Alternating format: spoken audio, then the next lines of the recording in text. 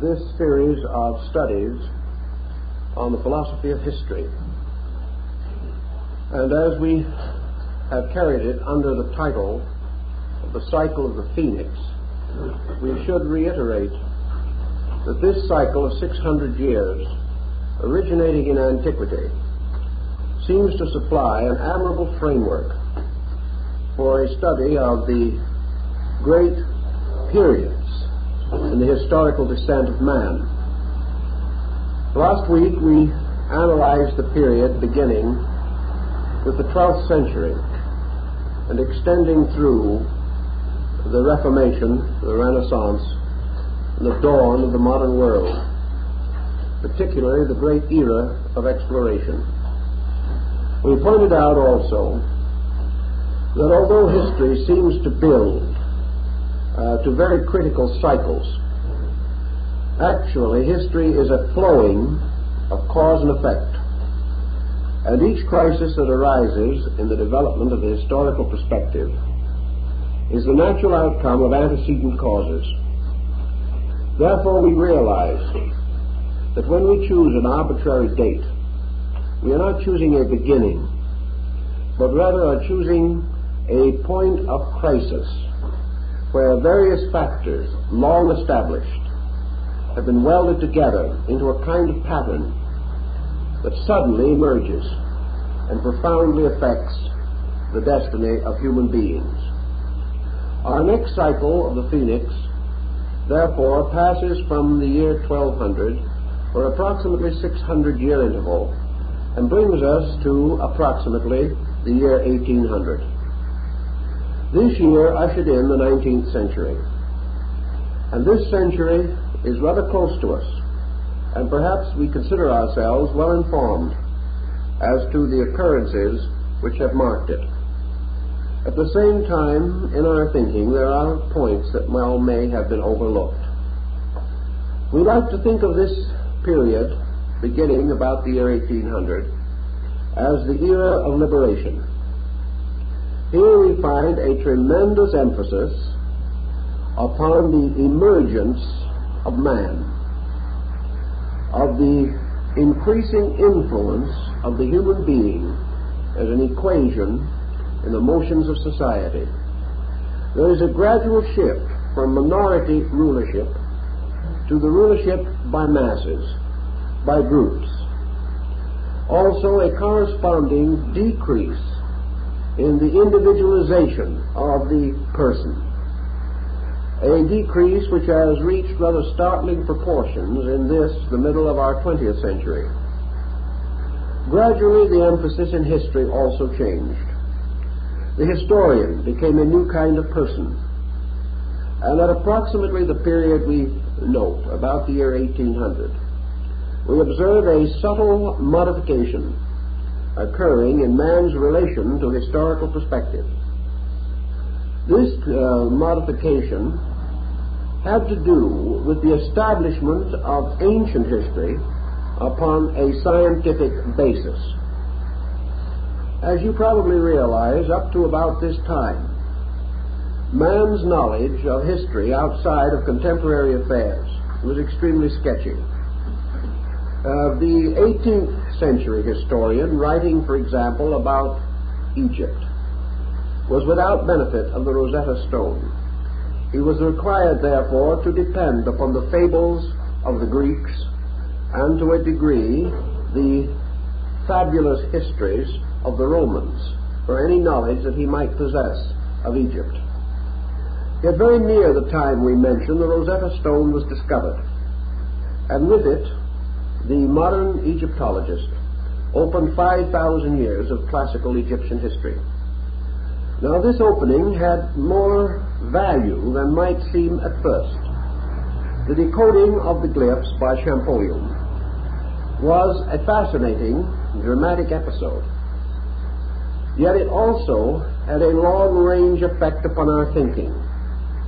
Out of the past, for example, emerged a great culture, a culture with a strange, long history of its own, a culture which in many episodes paralleled our own, a culture which, like an ancestor which had lived before us, experienced most of the things which we experience, passed through numerous trials and tribulations, set in motion causes which could only produce inevitable results. Thus, Egypt emerged as a great object lesson in terms of history, in terms of culture, religion, philosophy.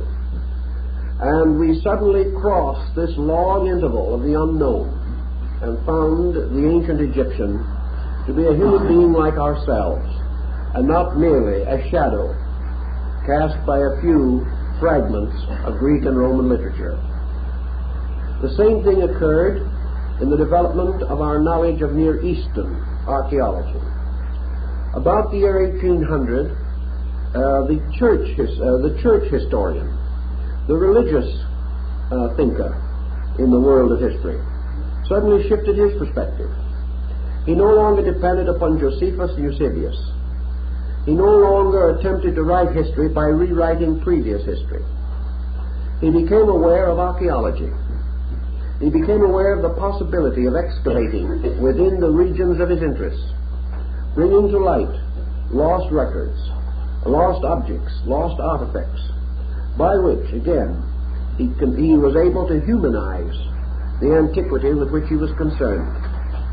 We may therefore note a broad development of archaeological research with its effect upon history, and the shifting of it from rumor and tradition to revealed and established fact. This was important because it helped the 19th century man to orient himself. He suddenly realized that he did not stand at a summit of an exclusive and isolated culture. He realized that behind him was wave after wave of integrated, orderly historical motion, that many nations had risen and fallen before his time, and that in a way he was heir to them all. This approach to history solved many mysteries and riddles, and caused us to begin to realize that arts and sciences did not spring into existence full-grown like Minerva from the head of Zeus, but had gradually and painfully evolved over long periods of time. This emphasis began to establish the historical importance of the law of evolution. It also began to strengthen in man's thinking the importance of tracing his own origin. He began to conceive no longer 3,000, 4,000, 5,000 years of human existence, but pressed back the boundaries of man's life, coming to figures exceeding million or 10 million years. He began to have more and more proof of things which had previously seemed strange, unbelievable, and mysterious. All of this certainly affected our way of life. In these researches also, a more critical attitude was turned toward the achievements of the past. And in this critical attitude, man came upon a number of interesting and important facts still useful to him. He began to take a systematic study, for example, of Roman law, and discovered that the Romans, in many respects, were better legislators than 19th century English and American judges and lawyers. He began to recognize the importance of man's experiment with the mystery of government. He observed now 5,000 years of administrative policies. He could see why some succeeded and others failed. He could observe the common traps into which most had fallen. He was able to contemplate the extreme measures and emergency processes which men of the past had set up, and which brought a variety of consequences, some good and some bad. Thus, a new perspective was given, not only in this field, but to medicine, to science in general, to mathematics, to art, music, literature. There was just a great opening, and the foundations that had been laid in the 17th and 18th centuries for the liberalizing of the human mind began to prove valuable. Men began to appreciate, as they had not before, the works of the certain link thinkers, particularly men of the caliber of Bacon and Descartes.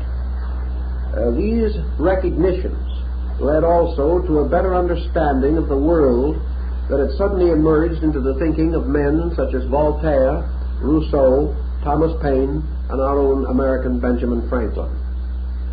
Thus, by degrees, provincialism broke down.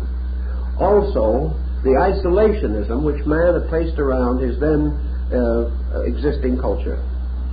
Men had thought of the 19th century and of the 18th, the 17th, as islands upon the surface of barbarism, that they were surrounded by a sea of ignorance. Suddenly, men began to realize that they lived not on islands, but on great continents, intellectual continents, and that these continents sustained a variety of interesting and important knowledge and understanding. All these things led the way to what we might term the opening of the modern world as we know it, a world in which the individual was able to take new ideas without shock or stress to his personality, in which he no longer thought merely of his own culture, but of world culture, and also in which he had the courage to begin to fit man into a place in the plan, rather than to assume that the plan was devised solely for the benefit of man. To a degree, this may have seemed a bit humiliating to the human being who had regarded himself as unique. But with the coming of the 19th century, the unique man disappeared, and in his place arose a pattern of process, of procedure, of evolution, unfoldment, of gradual integration, and of the converging of innumerous streams of life to make possible the kind of world which we live in today. With it came some broadening appreciation also of the valuable contributions of distant areas, such as Asia, the Near East, North Africa, etc.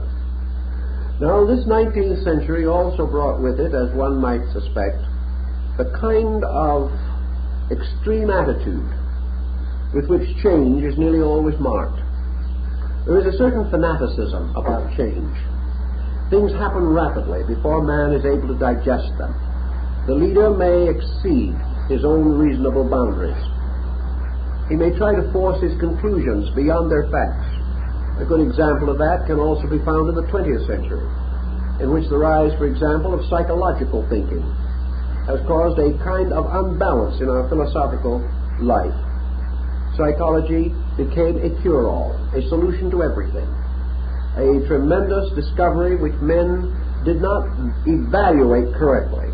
They simply accepted or rejected empirically, and as a result, this situation rather got out of hand. In the 19th century, progress was out of hand. The individual had not yet matured and mellowed his perspective. All these new and wonderful things that came to his attention confused him, filled him with a certain optimism, but did not give him the instruments of discrimination and discernment. These had to come gradually as a result of experiencing the unhappy consequences of his own position. About this time also, another stream of problem was beginning to develop. This had developed from the pressures of the Reformation. The Reformation was the exchange of one orthodoxy for another. It was man's intellectual liberation from the hierarchy of the Roman Church to fall under a kind of bondage or slavery to a strange kind of rebellious stubbornness. The Puritan was a man of devout mind and of good intention, we do not doubt, but he was extremely narrow in his thinking. His attitude was so completely literally bound up with the jots and tittles of the Scripture, and dominated also by a kind of antagonism against anyone that differed from himself. This kind of pressure had a very depressing effect upon the spiritual life of the individual. The Reformation, bringing as it did a strong emphasis upon Protestantism, led inevitably to a rebellion within the human being. And this rebellion manifested itself in the early 19th century as the rise of Protestant mysticism. Protestant mysticism being man's escape again, this time from a literal acceptance of doctrines. This escape was pressed to a further degree by the rising structure of man's technical knowledge. Archaeology was discovering facts. These facts had to be fitted into theological concepts which had not been prepared to accept them. The world changed its pattern. The opening chapters of Genesis became less digestible in a literal form. Men loved their religious writings, however, venerated them, and wished to preserve them. The only answer seemed to be to enlarge their interpretation. So we find groups arising such as the New England Transcendentalists, under the leadership of such men as Thoreau and Emerson. These individuals were fighting for the restoration of the beauty of a mystical religion, a mystical philosophy of life, a philosophy which was strong in idealistic overtones and yet was broad and deep enough to accept the discoveries of an ever-increasingly strong scientific body. Thus we have at this time in America the rise of our first important school of letters. We find scholarships stretching out far into the hinterland for inspiration. Examination of Emerson's library is now partly possible because the old Massachusetts library which he used fortunately kept records of the books which were loaned to various persons. The books selected by Emerson have now become an important list. These books included not only the best European writers, but the best translations of the Greek scholars, especially those translations made by Thomas Taylor, outstanding works such as Stanley's History of Philosophy, and the early available issues of Oriental classics, particularly the first English edition of the Bhagavad Gita. These books were all used by Emerson, and as a result, we begin to see why he came to be regarded as a geographical misfit, and why many people felt that he should have been born in a classical cultural group rather than in a rather square-toed, puritanical New England. But this break presented itself in a number of other forms, meaning in the early years of the 19th century that we had quite a revival of religious interests, many of them centering in the eastern part of the United States, but spreading out. The New England Transcendentalists undoubtedly contributed to many of the liberal religious organizations that we know today. They made possible the rise of what we term modern, popular, metaphysical thinking. They also contributed as much as they could to a powerful idealism, although this has become generally obscured outside of the religious field. We also find rising at this time movements that were to profoundly affect our religious thinking, such as spiritualism, which also arose in New England, Christian Science, and of course Mormonism, which came into existence at no great distance from the other groups. All these movements represented a kind of revolt, partly inspired by the impossibility of making the older theological interpretations agree with the rising body of scientific knowledge. A man determined to preserve his religious conviction found it necessary to grow and to enlarge his understanding of the spiritual values which were important to him. There was at this time also a strong rise of interest in St. Paul, and his mystical concept of Christianity became really the central focus of the transcendentalist movements arising in the United States. These were all movements that had to do with the concept of liberation, but perhaps in another department this activity is more obvious and better recorded historically.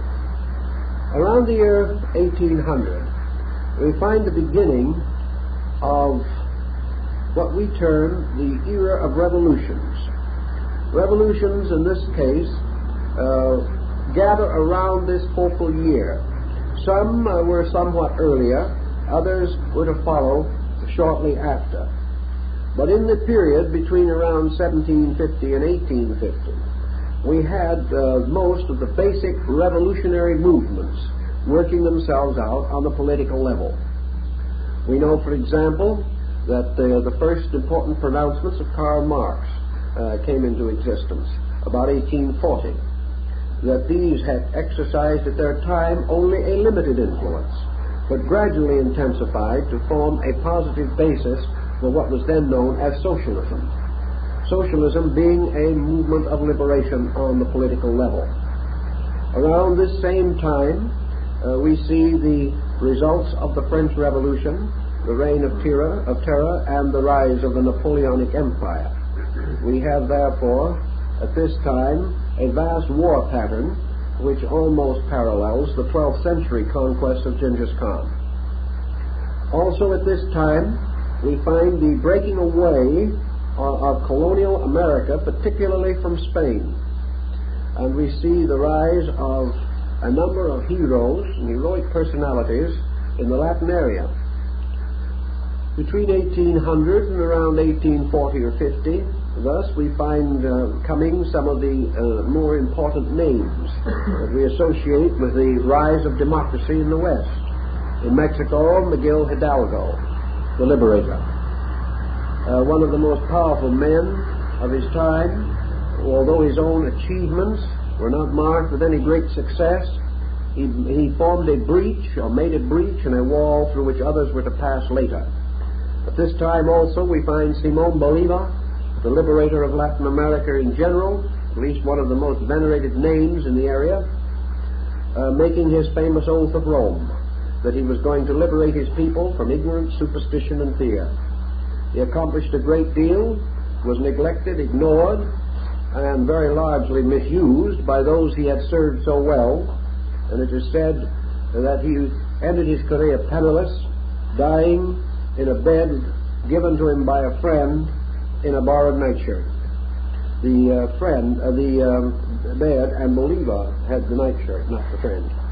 Anyway, the situation goes on. We find Benito Juarez appearing about this period and gradually developing the campaign which was to change again a large part of the history of the Latin American area. Thus, all through this early time, we see men struggling for liberation. We find also in this struggle the gradual liberating of slaves. We observe laws passed in one country after another, by means of which the freedom of the human being became more and more a concern of the public mind. In the earlier part of this period, we find the rise of the little Republic of Liberia, which was the beginning of Negro emancipation from the United States. And the cycle terminates, of course, with the Civil War and Abraham Lincoln's Emancipation Proclamation. Other nations, however, had also passed into this cycle of liberation. And one by one, these countries dissolved the laws by which slavery was possible and also by which imprisonment for debt was possible. These changes affected the political life of the world. They affected the estates of persons. And there were other important moves also made. Up to about the year 1800, and even a little later than that, education was very largely under the influence of religion. Up to the time we mentioned, nearly all the chairs of the doctorate of philosophy in our great schools were held by doctors of divinity, producing what has been called the cycle of the Scottish metaphysicians. The schools were very largely dominated by religious thinking on the level of philosophy and psychology.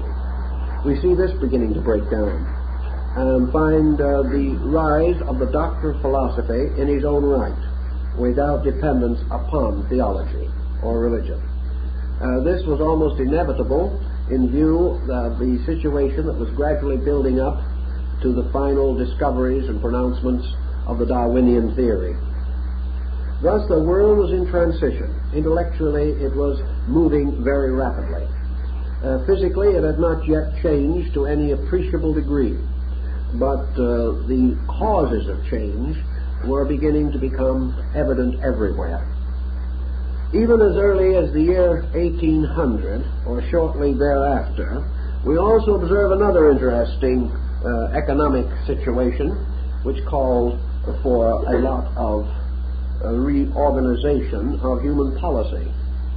Although we had not yet entered into an industrial era, what we termed business was beginning to loom large on the horizon.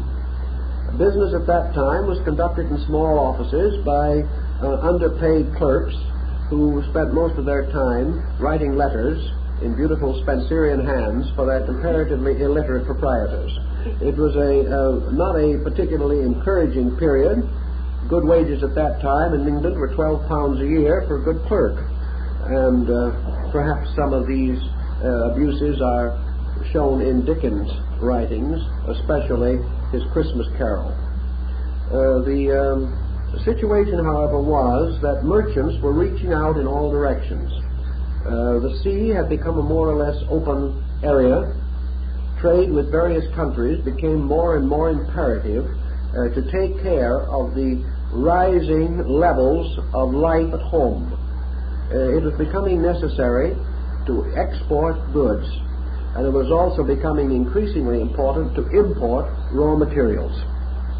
As early, therefore, as 1790, we begin to see strong agitations involving the establishment of powerful trading units. Some of these trading units had already been rather effective, but heavy strain was put upon them. We had groups such as the Hudson's Bay Company, the East India Company, the China Company, and other groups working to create markets for European goods in Asia, and also seeking concessions in the East by means of which they would be able to secure further materials with which to advance the industrial state of labor in their respective countries. This ran against considerable opposition, as might be expected, and early in the century this opposition locked itself around the history of China, which therefore becomes intriguing to us. China at that time was under the comparatively new Manchu dynasty. The Manchurians had more or less taken over, had established themselves strongly in Peking, and had also become strongly Chinese. Now, in those days, China's policy was a very simple one in international relationships. It was extremely simple inasmuch as China recognized only the Chinese and slaves or servants. The non-Chinese world consisted of barbarians, not worthy of any consideration whatsoever, and not upon a psychological level which justified any treaties with them or any efforts to attain economic parity. Time after time, delegates were sent with full documentation and with very bulging portfolios to China to try to negotiate treaties. The Chinese consistently regarded these diplomats as merely merchants, refused to meet them, sent only their servants to consult with them, and paid no attention whatever to their demands.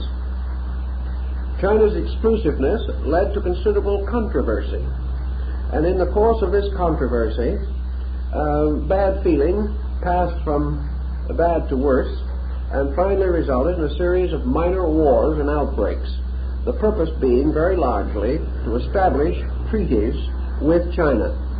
China was for some reason a very central factor in these negotiations.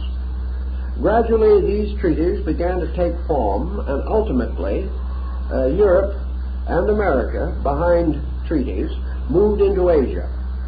This was important.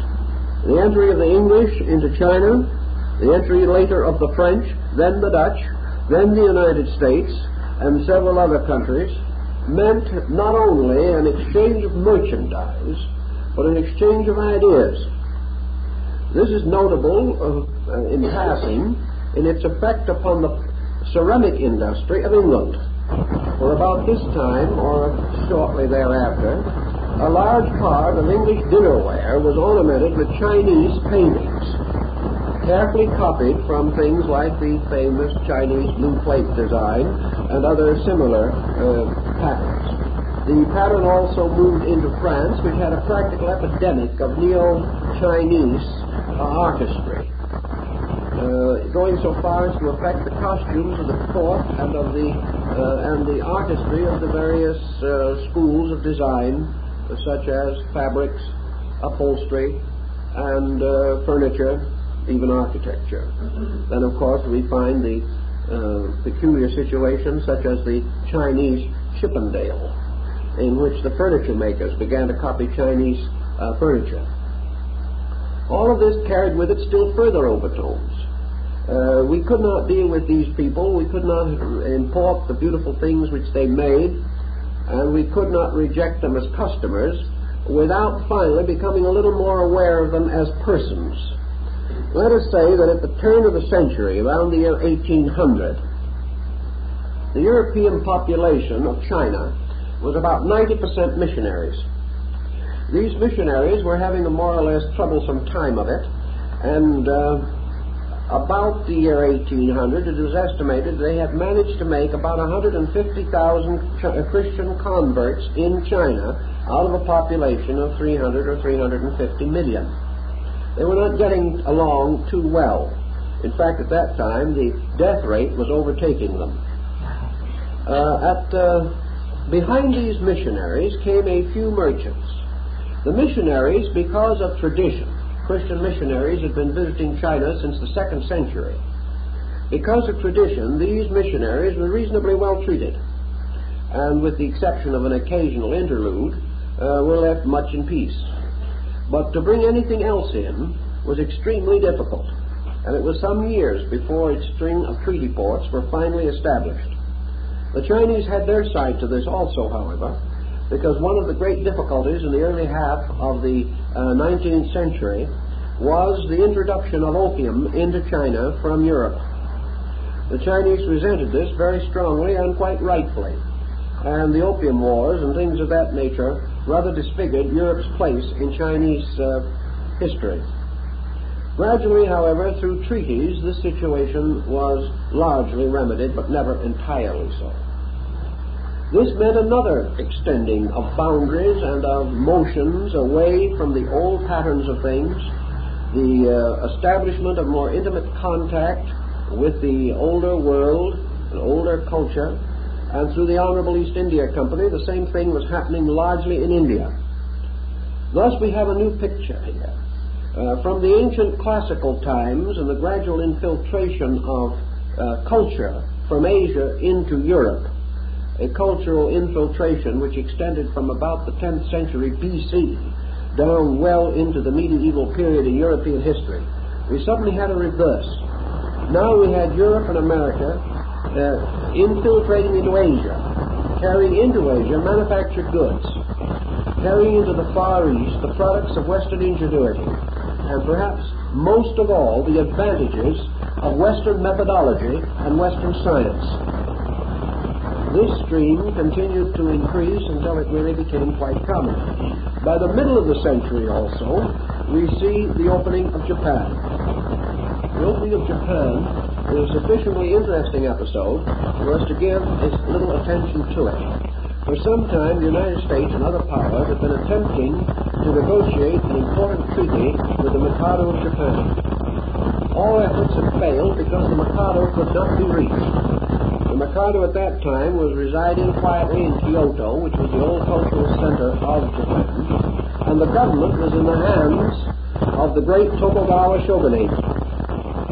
The Tokugawa shoguns were the military dictators of Japan and belonged to a descent of families which had held this position for a very long time, perhaps even as early as the 12th century under Yoritomo. This dictatorship left the Mikado as spiritual head of the empire, but all material and practical concerns were in the hands of these dictator princes, these great daimyos that formed a sort of military political council under the shogun. When Hiri finally was able to reach Japan, he was only able to present his credentials to the shogun. He never did reach the Mikado, although for some time it was believed that he had. Gradually, however, the effect of the entry of Hiri's fleet and the psychological consequence of this contact with the West began to bear fruit. The only previous contact of importance had been that of St. Francis Xavier, who had created a missionary colony in the province of Satsuma. And the moment it became obvious that the West and East must meet, Japan prepared for the blow. How Japan suddenly qualified for entrance into the Western family of nations is not entirely known to us, because so much of their history at this time remains as yet untranslated into English. But one thing is certain: Japan woke to the realization that it must join the other powers as a united nation, that it must have sovereignty vested in a person or in some recognized and generally revered leader. Up to that time, Japan had been in a state of feudalism, very similar to that of Europe in the 14th and 15th centuries. This could not be possible if it was to enter into contact with more highly organized political entities. After due deliberation and consideration, therefore, the last of the Tokugawa shoguns, the military dictator, presented his credentials to the emperor and resigned, returning all of his powers to the crown. This was done voluntarily, which is an unusual episode in anybody's history, that a family that had been in power probably for 600 years, or a descent of families, should voluntarily relinquish all of that power for the good of the nation. This the shogun did, however, and the Mikado emerged as both spiritual and temporal leader of Japan. From that time on, the history of Japan shows the increasing influence of Western culture, Western industrialism, Western progress, as we like to call it. And by the end of the 19th century, Japan was a recognized world power. This is another example of the impact which brought about a marked change in the psychology of international relationships. One other point might be made, however, to show that the Japanese dies hard. I remember that when I was in Japan about the time of the great earthquake in Tokyo, the first taxi cabs had been introduced. A group of them had been taken off of a ship and were standing on the docks waiting to be put into use. The Japanese rickshaw men, forming a very quiet but powerful union of their own, went quietly down to the dock and dumped them all into the ocean because of the inevitable disastrous result of such conveyances in the economy of Japan. Now, however, we are informed that the rickshaw is almost extinct and is only to be found as an occasional novelty for the benefit of tourists, like some of the old horse-drawn carriages that you can still see parked at the south end of Central Park in New York, waiting for a stray customer. Japan did not move too quickly, but a gradual process of modernization was noted throughout its entire structure. Now we go to one of the more important phases of this, which is all moving in one direction, whether we realize it or not. And we have to study a little bit the application of history to the thinking of the early 19th century, as this bears upon the present state of man. The United States, France, had established a democratic government. The government of the United States maintained its democracy, or its republican form of democracy, without any great mishap, although it had a number of very close shaves. On the other hand, the French did not do so well. They were not apparently of one mind in the matter of democracy. They had achieved their freedom against the autocracy of the Bourbon at a tremendous cost and with an extraordinary fanaticism that was bound to leave a great many scars. Thus France fell out of monarchy into democracy and promptly fell out of democracy into imperialism with the rise of the Napoleonic era. From that time on, for a long while, the democracy as a functioning entity in France had numerous setbacks. The idea did not sit as well in Europe as it did in America. The psychological conditioning was entirely different, and there was evidently too much bad history in the background to permit the experiment to proceed in a reasonable way. But With this change in the political state of two important nations, and with the coming of a new attitude toward knowledge, we begin to see a development of sciences, a development of exact thinking, with a corresponding decline in what might be termed essential culture. The 19th century shows a very serious decadence in culture and a tremendous rise in man's intellectual productivity. The 19th century is remembered to us very largely for the rather cramped and stuffy mid-Victorianism in which probably nearly every important art and creative expression went under eclipse.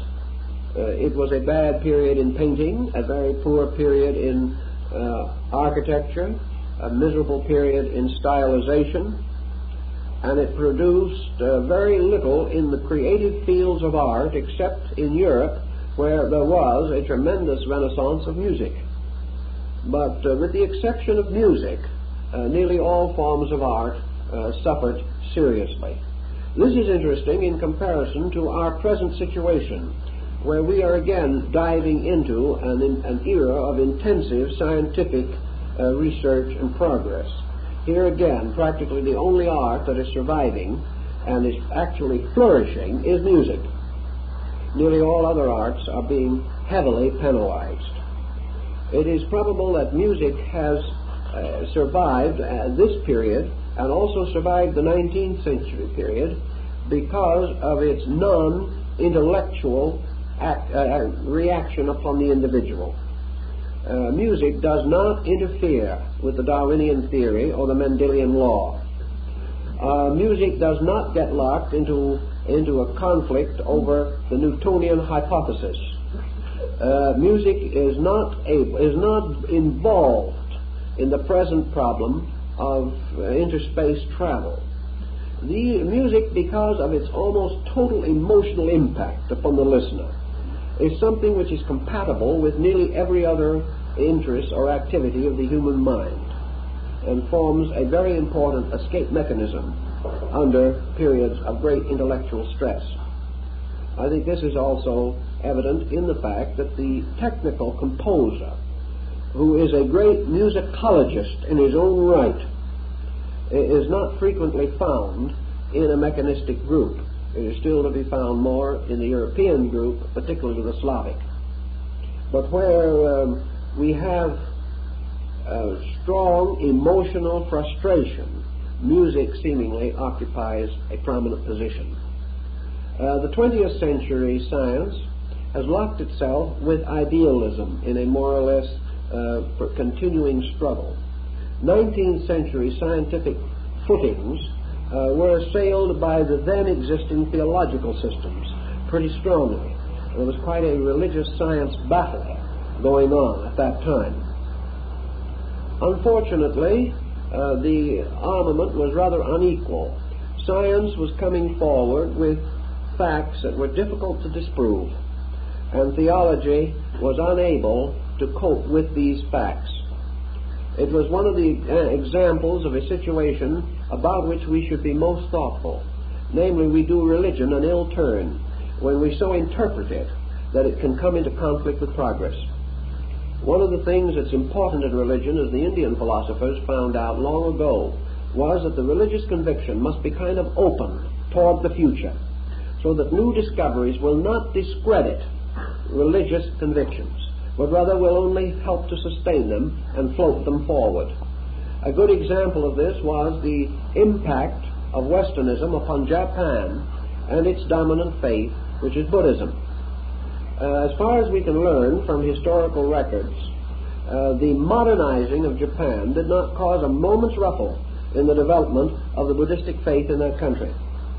There was never a time in which a Buddhist priest or anyone of that kind thundered against progress. There was never a time when modern scientific methodology or modern scientific concepts came into a head-on collision with a Buddhist doctrine. The reason being that Buddhism was very astute in not establishing any boundaries upon the human consciousness. Anything that man discovered, anything that he realized, anything that he was able to demonstrate in a laboratory was, as far as the Orient was concerned, good Buddhism, because there was nothing in the doctrine by means of which a heretic on the scientific level could be conceived possible. There was therefore comparative freedom from this rather unhappy situation. The year of liberation also began with a series of rather simple movements beginning in the lives of people. One thing that everyone has always wanted to be liberated from was taxation.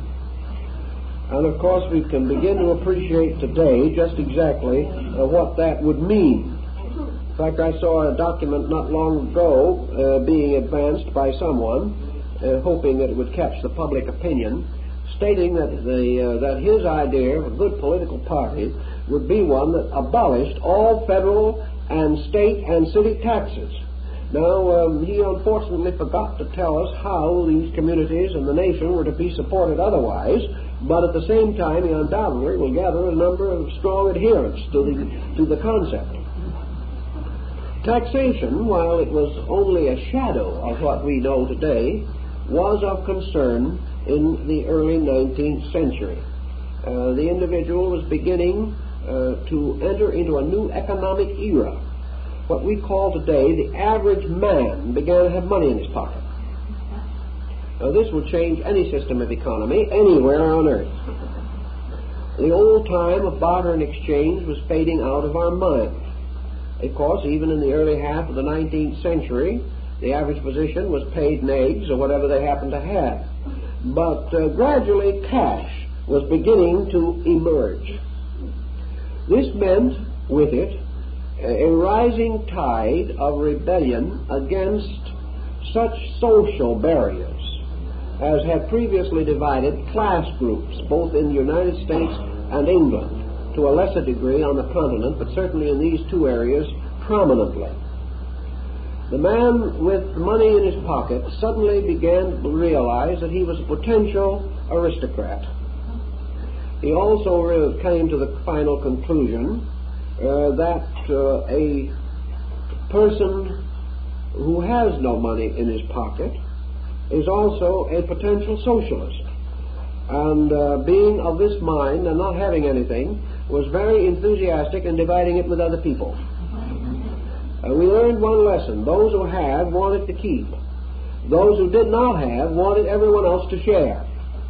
This led to some intriguing political developments in this period of time. But while many of them, such as the populist movement and similar groups, did not exactly accomplish their goal or achieve anything in particular, they did leave a heritage of speculation, a heritage which later supported the single tax idea and now apparently is inspiring the no tax idea.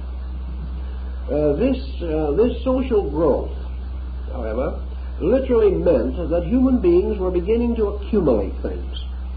While they had nothing, there was nothing to tax. But when they began to have things, when land began to be more valuable, when cities began to grow, when produce and construction procedures were under greater demand, the possibility of raising standards of living and of gradually integrating what we would term today the great middle class. These dreams took visualization and a great deal of form. So in this period also we begin to see the rise of labor organizations, the beginning of man's effort to participate in the profits of production, and of course the great slogan of early socialism, production for use instead of for profit. These things were coming. All of these procedures increased in many ways the costs and responsibilities of government. And it has been pointed out again and again that the political situation in the United States in the first half of the 19th century was extremely a caricature, a kind of cartoon of things that were to come. It showed in a small way many problems that we now must face in a much larger and more general manner. Also about this time, we began to recognize that in spite of all of our thinking, that the Western Hemisphere was not a really isolated area of land. Gradually, our dependence upon other peoples began to emerge. And while this did not really take much shape until the 20th century, still the rudiments were there. We were beginning to reach out. We were also beginning to travel more. I was reading some letters not long ago written in 1827 by a young man who had decided to seek fame and fortune by going west. He had left a little town in New Jersey, and he said in his letter, "I am going out into the wilderness. I am going west into an unknown land. I'm headed for Detroit." Now, it's hard for us to realize this situation. But that was the way it was. It was a frightful trip in those days. We have several of his letters, including a terrible storm on the Great Lakes and an almost impossible situation in Detroit, including a terrible pestilence that was almost destroying the community. It was a rugged time, but it also gave vent to something that was important. It gave release to the first dangers of over-centralization. Cities and towns were beginning to take definite shape along our Atlantic seaboard. Competition between men was increasing. There was no adequate distribution of goods. The transportation facilities were so poor that a great many goods could not even be shipped. Therefore, in local areas, life was becoming stifling.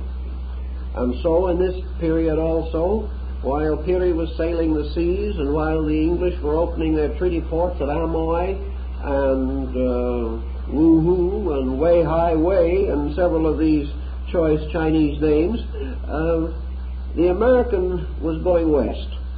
He was breaking through the Cumberland Gap. He was going further and further into the unknown to hew out a new way of life. Discontent always moved west, just as previous discontent moving west had left Europe and come to this country. This westward motion, as advocated by Horace Greeley, was factual and a tremendous release for steam. People had the sense of adventure still strong within them, and they found it desirable and satisfying to open up new territory and establish themselves in new farms and communities. Thus, what might have become much earlier a social revolution was worked off in migration, in the adventure of a larger boundary for living. You know, it's interesting that even in this we have a certain parallel with our present problem. We have just about exhausted the possibility of migration. Nearly every square foot of earth that we can do much of anything with is already claimed by somebody. And while poles may still be available, the limitations as yet upon the desirability of the areas is rather discouraging. So what do? It looks as though we're heading for other planets. We're looking for other worlds to conquer. It seemingly is part of a psychological pressure within man to break through any limitation that becomes difficult. And the escape from repression, from frustration, pushed the 19th century man west. Here he worked it out or simply fell a victim to the procedure and was not heard of again. This situation carried with it a powerful motion of the proletariat group, and the intellectual group was moving in behind, working to solve problems bearing upon these difficulties. Science was beginning to produce the beginnings of relief For instance, in the development of transportation, it was not long before the markets of the world were vastly enlarged. Also, in communication, distant places were tied more and more closely together. The development of powerful improvement in utility systems made it possible for larger communities to exist. The need for feeding the city began to take on practical consideration. And in all of these elements, history stepped in, because these changes were not made simply by dreamers depending upon their own imagination alone. Each of the steps that was taken by means of which the 19th century emerged from an agricultural or agrarian foundation to an industrial one, each of these steps was based upon a careful consideration of the preceding 5,000 years of history. Without that history, these achievements could not have been possible. The early planning of American cities from the standpoint of sanitation was based upon the restoration of the patterns and plans set up by Vitruvius to make possible the metropolitan city of Rome. It was necessary to create vast systems of sewers and aqueducts to supply cities. Our early American communities had no knowledge of this.